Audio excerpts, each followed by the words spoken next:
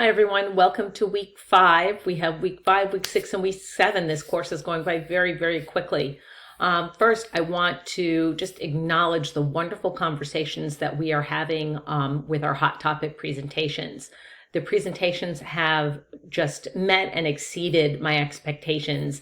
I have learned so much watching all of your presentations, and remember, I will give you your grade and your feedback in week 7. So I'm really impressed, and I'm looking forward to our hot topic presentations in week 5.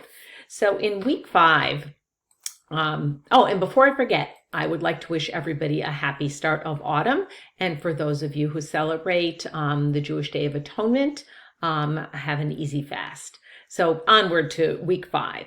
So in week 5, you're going to be looking at a few different things. You're going to be looking at some Connecticut specific information, and you're also going to be looking at different kinds of programming. You're going to be looking into Steiner, you're going to be looking into Waldorf, and then you're also going to be looking at the Chef versus O'Neill school desegregation case in Connecticut.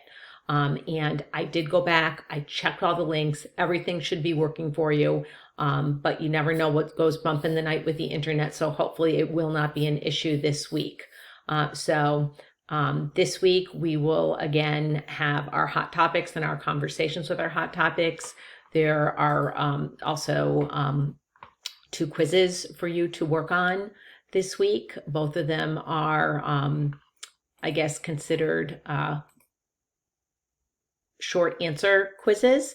And you should hopefully not have an issue with seeing the correct answers if you've gotten anything wrong.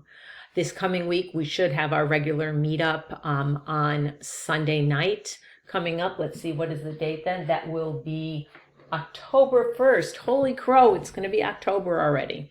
Anyway, if you need me, all of you know that you can message me. You can send me an email, and I will get back to you typically within an hour or 2, if not definitely within the day. And I'm looking forward to continuing learning with you in week 5.